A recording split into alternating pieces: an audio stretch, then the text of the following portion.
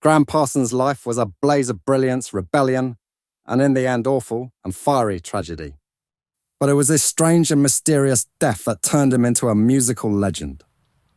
On September 19th, 1973, the 26-year-old musician died of a drug overdose in a Joshua Tree motel room.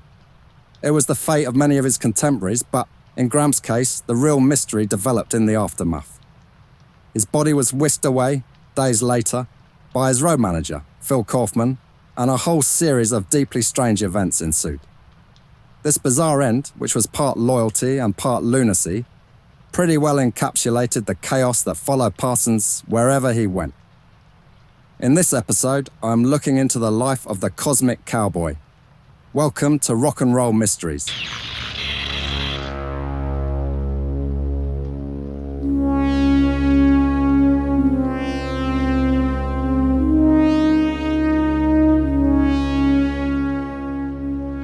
Graham Parsons was born as Ingram Cecil Connor III on November 5th, 1946, in Winter Haven, Florida, into a family that was the epitome of Southern aristocracy. His parents, Avis and Cecil Coon Dog Connor, were wealthy citrus magnates whose fortunes were built on the sprawling groves of central Florida. The Connors were part of a genteel old money world, but beneath the surface was a family plagued by tragedy and total dysfunction. Parsons' early years were enormously privileged. He grew up in a sprawling estate called Snively, named after his maternal grandfather, John A. Snively, a businessman who owned large chunks of land and a citrus packing plant. Yet even as a child, Parsons was forced to face the fragility of his world. His father was a charming but troubled man, one who struggled with alcoholism and depression, while his mother, Avis, was a vivacious but very emotionally volatile presence. Parsons' childhood was completely shattered when he was 12 years old. Just before Christmas Day, 1958, his father died by suicide, shooting himself in the head. The family was reeling and devastated. The trauma of his father's death haunted Parsons, who later described it as the moment he, quote, lost his innocence. His mother remarried shortly after to Robert Parsons, a New Orleans businessman, and Graham took his stepfather's surname. Avis and her new husband had a child, Diane, who was Graham's half-sister. The family then moved to New Orleans, where Graham got his first taste of the Big Easy's legendary musical culture. Graham's early interest in music had been nurtured by his family's love of performance. His mother played piano and sang, while his father was a big fan of country and gospel music. As a child, Parsons was also addicted to the radio, where he discovered the raw emotion of Hank Williams, the soul of the Louvin brothers, and the rebellious energy of early rock and roll. The bubbling mixture of different styles, of both black and white music, thrilled Graham the most. In fact, he never differentiated between the ingredients of America's musical cauldron. He said, "I was brought up in the South, and I never knew the difference between Negro gospel music and country music. It all was just music to me." By the time he was a teenager, Graham had taught himself to play piano and guitar, and he began performing at school events and local gatherings. His talent was obvious, but so was his restlessness. His next phase saw him being sent to the prestigious Bolles School in Jacksonville, Florida. Parsons chafed against the strict discipline of the institution, often sneaking out to play music or explore the local nightlife. During this time, he formed his first band, The Legends, a ragtag group of teenagers who played covers of rock and roll hits at school dances and parties. However, the stability of his new life was short-lived. Avis died from alcoholism, and her death in 1965 was on the day of Parsons' high school graduation. His stepfather had been having an affair with Diane's nanny, and he remarried immediately after Avis's death. This left Graham not only orphaned, but totally adrift in the world. These losses would become a recurring theme in his music. After graduating from Bolles, Parsons briefly attended Harvard University in 1965, ostensibly to study theology. His time at Harvard, however, was less about academics and more about immersing himself in the growing folk revival. Cambridge, Massachusetts, was a hotbed of musical activity then, and Parsons became a fixture in the local scene. He started performing at coffee houses and befriending like-minded musicians. Here he began to develop his unique musical vision, blending the traditional sounds of country and gospel with the energy and experimentation of rock. In terms of his personal beliefs, Graham threw himself into the counterculture movement. He had rejected his family's conservative values in favor of a more bohemian lifestyle. He dropped out of Harvard after just one semester, as his $30,000 trust fund kicked in on the day he turned 21, and he could now devote himself full-time to music. Graham's first serious foray into the music industry came with the formation of the International Submarine Band in 1966. Relocating to New York City and later Los Angeles, Parsons and his bandmates began working on a sound that smashed together country, rock, and soul, a precursor to the genre he would later call cosmic American music.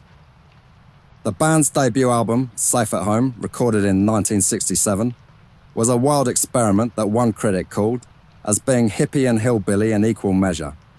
It contained covers of country songs like Merle Haggard's I Must Be Somebody Else You've Known, and original compositions by Graham, including Luxury Liner and Do You Know How It Feels to Be Lonesome. The record was released on Lee Hazelwood's LHI label, but by the time it hit record shops in March 1968, Graham was no longer a part of the band. In fact, the International Submarine Band had really been a duo of Graham and guitarist John Noose, with session musicians filling in the other roles. The album wasn't a big hit, but it was the start of Parsons' lifelong mission to bring a new sound to the world. Only he would be doing this as a member of the Byrds, who had offered him the chance to join them as lead singer after hearing his work on Safe at Home. His bandmates were shocked and upset at his ruthless decision to abandon them, but Graham knew the Byrds was an unmissable opportunity. For Parsons, the folk revival was more than just a musical trend. It was a gateway to exploring American roots music. The country had so many folk styles that had up to then remained regionally known but obscure to a national audience. Graham wanted to change that. The Byrds had already achieved massive success, with hits like Mr. Tambourine Man and Turn, Turn, Turn. But by the late 1960s, the band was at something of a crossroads. Founding member David Crosby had left, and the remaining members, Roger McGuinn, Chris Hillman, and fellow new recruit Kevin Kelly, were looking to reinvent their sound. Graham, with his love of country music and charisma, seemed like the perfect fit. Graham's arrival kicked off a serious change in the Byrds' sound. He convinced the band to record a country album, and this was a risky move back at a time when country and folk were scorned by the rock audience. But his vision was clear, and the band was down to try it out. That said, at first, it wasn't really obvious to Graham what his role would be. He said, I really wasn't one of the Byrds. I was originally hired because they wanted a keyboard player. But I had experience being a frontman, and that came out immediately. And Roger McGuinn, being a very perceptive fellow, saw that it would help the act, and he started sticking me out front.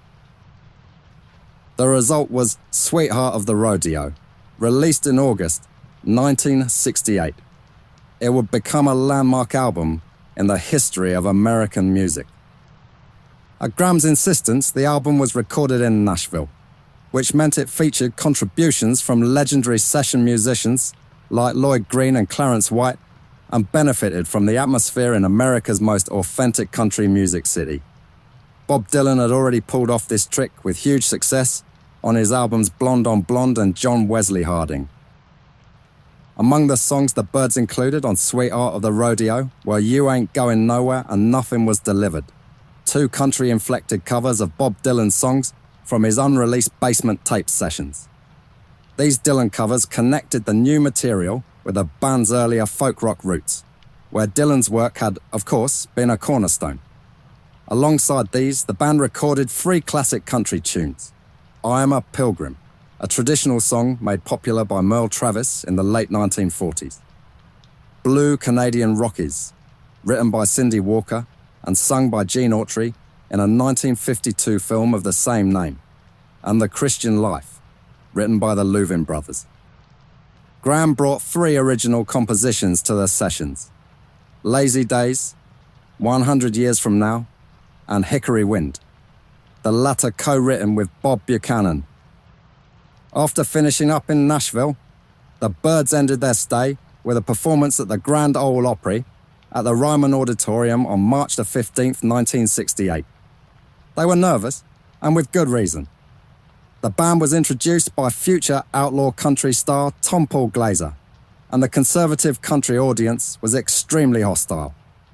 The band had gone to the precaution of cutting their hair short for the occasion, but the crowd still jeered at the long hairs. The Byrds started off with Merle Haggard's Sing Me Back Home, which did nothing to calm the crowd, who jeered and heckled and drowned them out by making tweet-tweet noises. It all got even worse when, instead of following the planned set list, Graham performed Hickory Wind as a dedication to his grandmother. This disobedience was taken as a massive middle finger to country music figures like Roy Acuff, and it embarrassed Glaser. The Byrds would never be invited back. Back in LA, things became even more heated when Graham and the band began a power struggle. He even demanded that the album be credited as Graham Parsons and the Byrds, but McGuinn and Hillman were having none of it. They packed off to London to meet the Stones and make a brief European tour. Mick Jagger petitioned the band to abandon their planned tour of apartheid South Africa, but the Byrds weren't listening to him, and they told Mick that black South African Miriam Macabre had given her blessing for them to go and play in the country.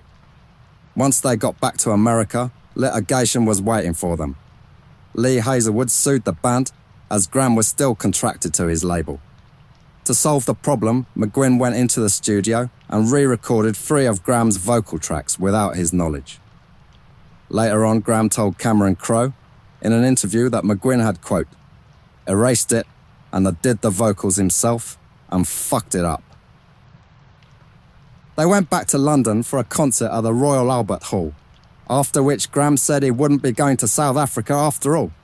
This sudden change of heart was the final straw, and his time with the Byrds was up. Despite almost universal critical acclaim, Sweetheart of the Rodeo was a massive flop by the band's standards. It was their worst-selling album up to that point, and it failed even to crack the Billboard Top 75. Fans were none too impressed with the idea of a country album by a counterculture band, as country music was considered at that time to be the music of the conservative enemy by many of the band's core audience. It seems they were not ready for his visionary fusion of country and counterculture. 6 months later, Dylan released his country album Nashville Skyline to much better sales, and this began the establishment of the genre of country rock. But Graham did it first. Though brief, Graham's time with the Byrds had a big impact on his career, and also on the music world. Sweetheart of the Rodeo is now regarded as a seminal work, credited with pioneering the country rock genre and influencing countless artists, from the Eagles to Wilco. For Graham, the album was a statement of intent, a declaration of his belief in the power of country music to tell universal stories of love, loss, and redemption. It was also the beginning of his partnership with Chris Hillman, who would become his main collaborator in Graham's next venture, the Flying Burrito Brothers. The Flying Burrito Brothers would become synonymous with the country rock movement. The group, which also included bassist Chris Etheridge and pedal steel guitarist Sneaky Pete Kleinow, was a natural move after Sweetheart of the Rodeo. Their debut album, The Gilded Palace of Sin, released in February 1969, was a thrilling fusion of Graham's great vision to mix the so-called Bakersfield sound, country music from Bakersfield, California, with soul and psychedelia.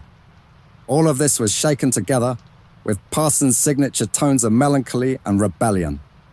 The album featured original compositions like Christine's Tune and Sin City, as well as a soulful cover of Aretha Franklin's Do Right Woman. It was recorded at A&M Studios in Hollywood, and most of the songs were written at a house in San Fernando Valley that had become known as Burrito Manor.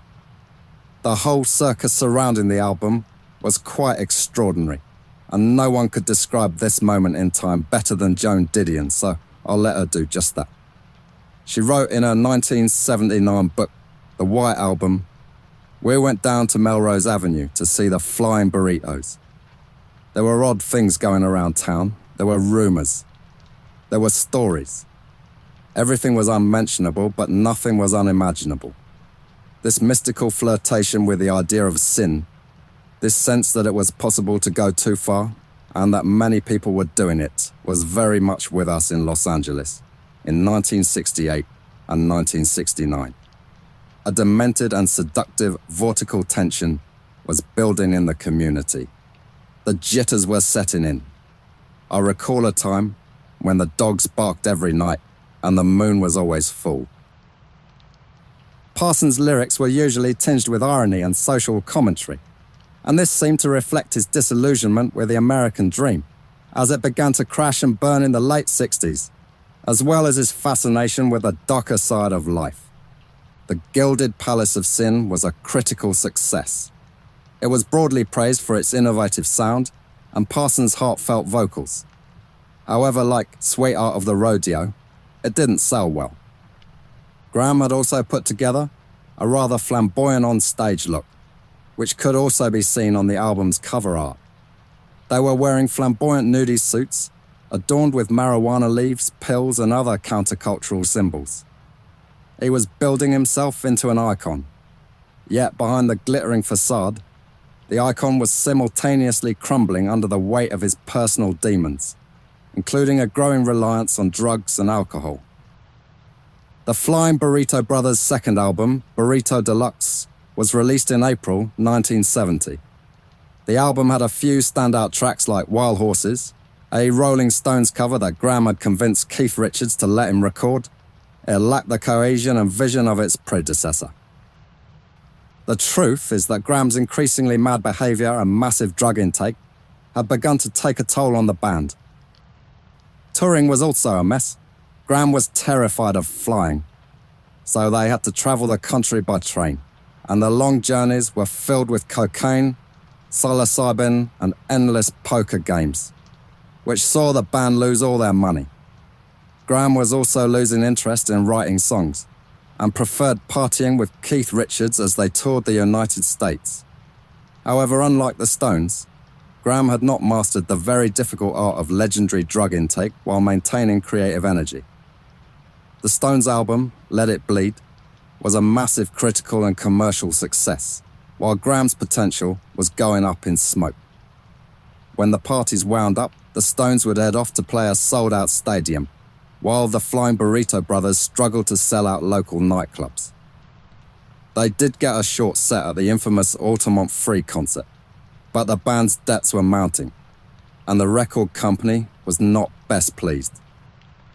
By the time Burrito Deluxe was released, Parsons had effectively left the group. After Graham left, Hillman would record one more self-titled Burrito Brothers album, but without the Big Burrito himself, it wasn't much to write home about. He was now without a label or a band, so he signed a solo deal with A&M Records and moved in with producer Terry Melcher. The idea was to make a record, but it turned out the pair were far more interested in cocaine and heroin than music at this point, so the project never got off the ground.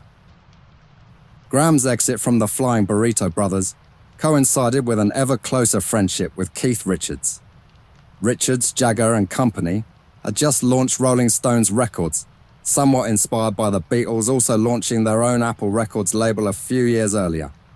Graham was hoping to be one of the first artists signed to the Stones' new label. To figure out whether he would be a good fit, Richards invited his friend to come and hang out with them in France while they recorded a record that would become known as Exile on Main Street. The location was quite something. known as the Villa Nelcote. It had served as the headquarters for the Gestapo during World War II. The days were scorching, as evidenced by the sight of Anita Pallenberg, who was Richards' girlfriend, lounging by day at the poolside in half a leopard print bikini. The band recorded in the sultry basement deep into the night. The haze of heat and drugs infused this unusual, grimy record, which has gone on to be considered one of the greatest masterpieces in the history of rock and roll. But Graham's presence was particularly troublesome. The drug intake was off the charts. A passing John Lennon, no stranger to drug taking, stayed only 45 minutes before vomiting on the floor and having to leave. Graham, meanwhile, was driving a wedge between a jealous Jagger and Richards. He arrived with his new girlfriend, Gretchen Burrell, and their incessant violent arguments unsettled the otherwise laid-back Stones, but most of all, Pallenberg. Anita Pallenberg didn't like this dark energy, and she petitioned Keith to kick his wayward American friend out. Pallenberg knew how to get her way. Her own best friend, Marianne Faithfull, described her as the Dark Queen in an evil spell.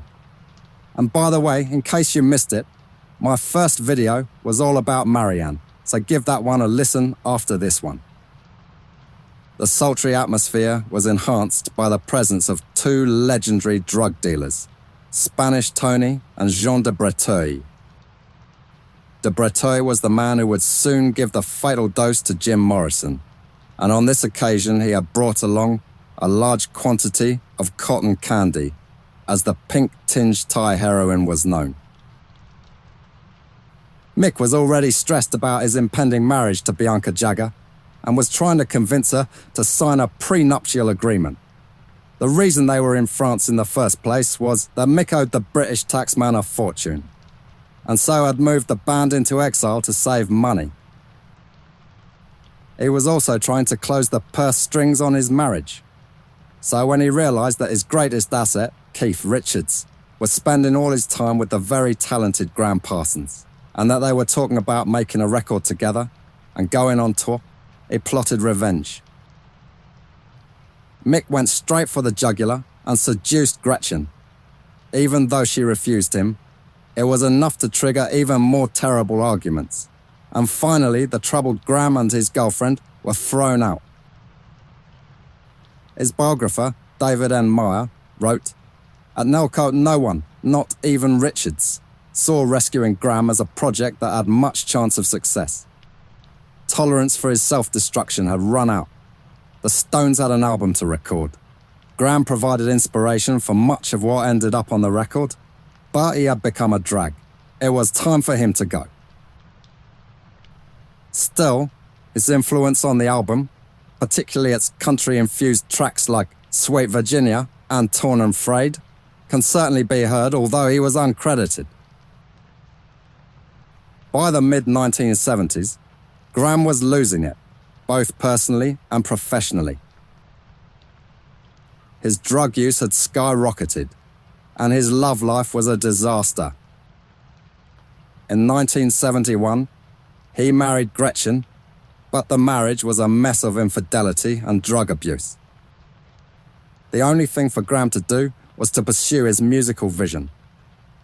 So, he signed a solo deal with Reprise Records in 1972.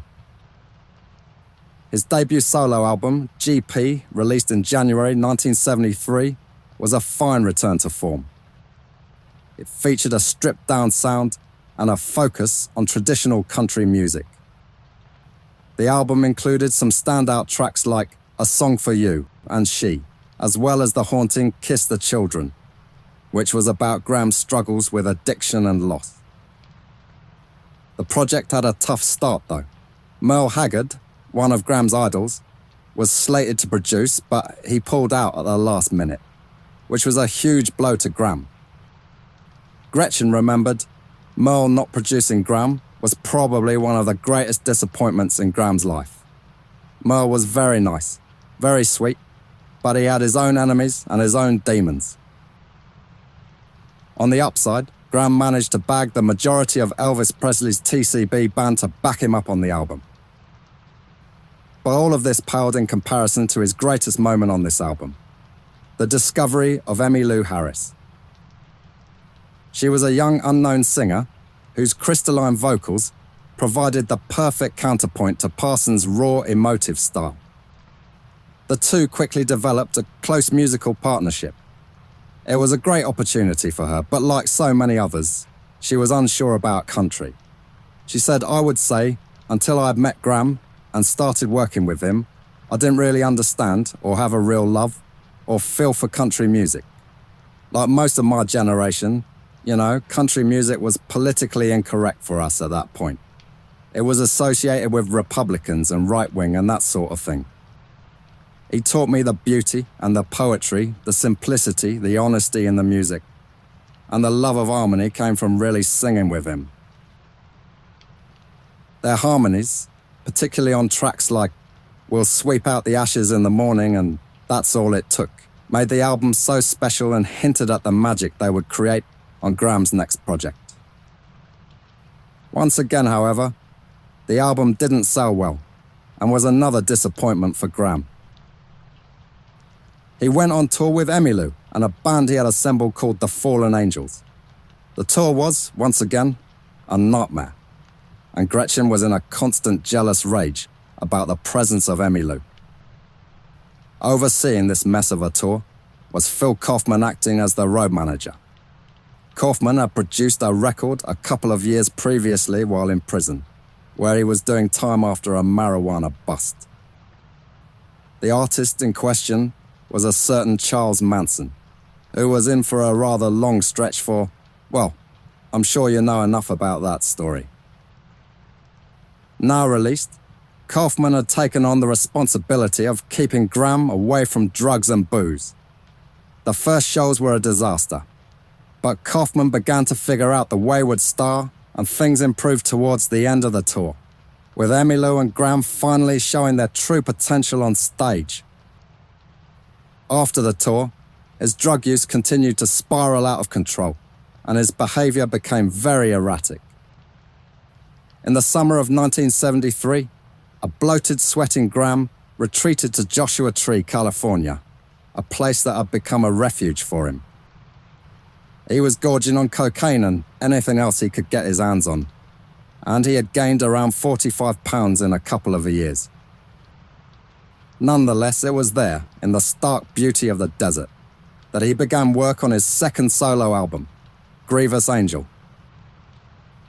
The album, which would be released posthumously in January 1974, is now regarded as a masterpiece. It has some of Parsons' most poignant and enduring work, including Return of the Grievous Angel and In My Hour of Darkness. The album's centerpiece, however, was Las Vegas, a rollicking ode to the city's excess, co-written with Harris. Tragically, Parsons would not live to see the release of Grievous Angel. The series of events leading to his death began with a tragic accident in which a drunk driver killed Clarence White while he was loading his van with equipment after a show. At the funeral, Graham allegedly told Kaufman that his wish was to be cremated in the desert at Joshua Tree National Park. Perhaps these words came from the natural inclination to think of one's own death while attending a funeral. But perhaps they came from a man who knew his time would also soon be up. As it was, on September 19th, 1973, he died of a drug overdose in a Joshua Tree motel room, just weeks after completing the album. News soon filtered out to the press, and the assumption was that he had overdosed. But, bizarrely, the reports also included a much more unexpected detail. His body had been hijacked from the hearse by road manager Kaufman and then burned in the desert at Joshua Tree. The unsympathetic press headlined this strange occurrence as Graham theft Parsons. A cop spoke to the press and said, "It looks like something out of Transylvania, out of the legend of Count Dracula." This strange story inevitably attracted plenty of conspiracy theories. Some claimed he had died of a heart attack, while others said it was caused by an accident during sadomasochistic sex. These speculations were unfounded. But over time, some hitherto unknown truths about Graham began to leak out. First, he had recently split up with Gretchen, which was news to even his close friends. Also, most who knew him had believed his claims that he had been, quote, born in a little bitty tar hut. But of course, he was a trust fund kid whose grandfather had once owned half of Florida. Graham had certainly inherited an ability to keep his cards close to his chest, which was usually a useful skill for the wealthy and powerful. Another shocking fact was that Graham was actually a father from his relationship with Nancy Ross. Polly Parsons went on to become a successful producer and director in her own right. What was sure is that he had been in Joshua Tree with his assistant Michael Martin, his high school girlfriend Margaret Fisher, and Martin's girlfriend Dale McElroy. On September 18th, their barbiturate and alcohol bender ended in an injection of morphine for Graham, and he overdosed. The following day, he was declared DOA at the hospital. The grim, simple reality of what happened that night was this. Graham had consumed a large amount of alcohol, likely tequila, and injected the morphine he had bought at a local swap meet. After leaving him alone to grab some Mexican food, Fisher and McElroy returned to find him either on the brink of death or already gone. One of them allegedly suggested that giving him a blowjob might revive him. At the same time, Fisher tried the old trick of inserting an ice cube into his anus as a suppository, often used as a cure for opiate overdose. She then put him in a cold shower and went to get coffee to try and rouse him. Unsurprisingly, none of these attempts could revive Graham, and they finally called an ambulance after further attempts at resuscitation. It arrived at the hospital just after midnight, but it was too late. An autopsy was conducted, but the results were inconclusive, and he was listed as having died from natural causes. The girls called Kaufman, who headed straight there. Kaufman cleared the drugs out of Graham's car while Fisher did the same in the apartment.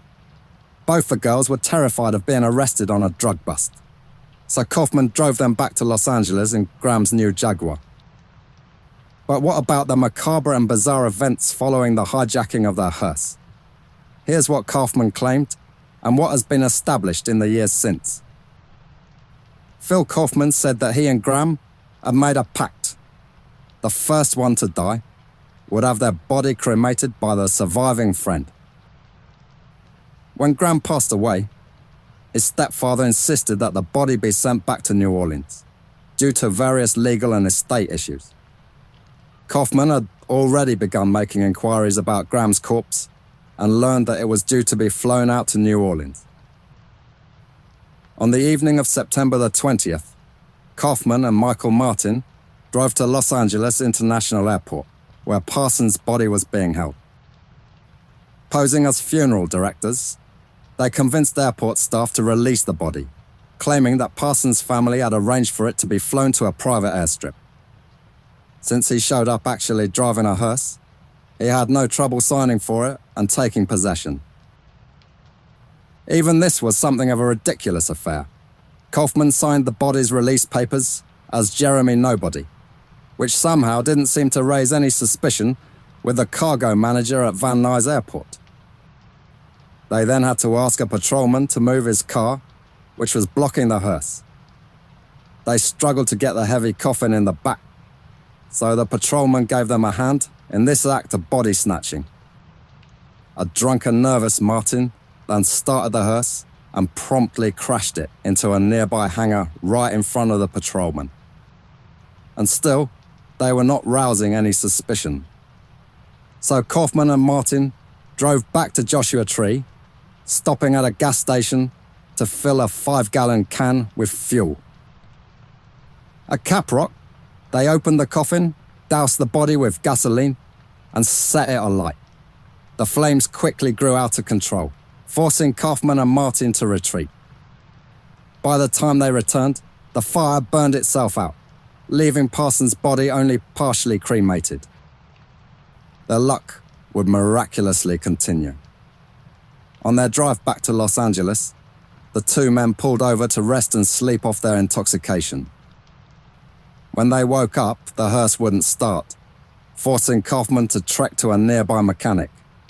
After a few quick fixes, the hearse was running again, and they continued on their journey. However, not long after getting back on the road, they were involved in a car accident, rear-ending another vehicle. When a police officer arrived at the scene, several beer cans fell out of the hearse as one of the doors opened. The officer, upon seeing the cans, promptly handcuffed both men. While the officer went off to check if any other drivers were hurt, Martin managed to slip out of his cuffs and made a run for it, with Kaufman following close behind. Since the officer hadn't taken either man's driver's license or recorded the license plate, he had no way of identifying them. The next morning, a park ranger discovered the charred remains and alerted the authorities. Kaufman and Martin were quickly identified as suspects, but because there was no law against stealing a corpse, they were charged only with misdemeanor theft for stealing the coffin. Kaufman and Martin were fined $300 plus around $700 restitution for the burned casket. To help cover the fines, Kaufman organized a benefit party called Kaufman's Coffin Caper Concert. The event featured Dr. Demento as the headlining DJ. At the party, beer bottles with a label featuring an image of Parsons was served, bearing the slogan, Graham Pilsner, a stiff drink for what ails you. And if that didn't make you groan, then I don't know what will. In the end, the body was indeed sent to New Orleans for burial, where it was interred in the Memorial Lawn Cemetery, with the epitaph, God's Own Singer.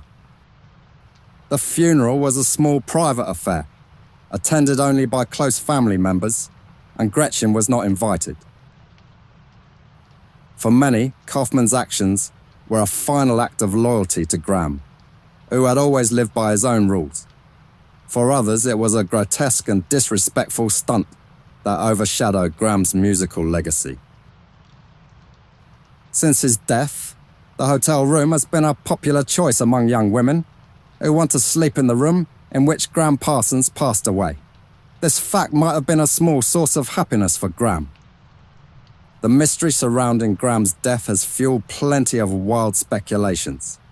Some, including Gretchen, have claimed that Kaufman's account of the cremation is incomplete or exaggerated, while others have questioned whether Parsons' death was truly accidental.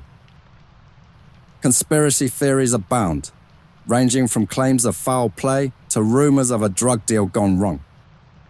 What is undeniable, however, is the shock of Graham's death on those who knew him. For Emmylou Harris, the loss was devastating.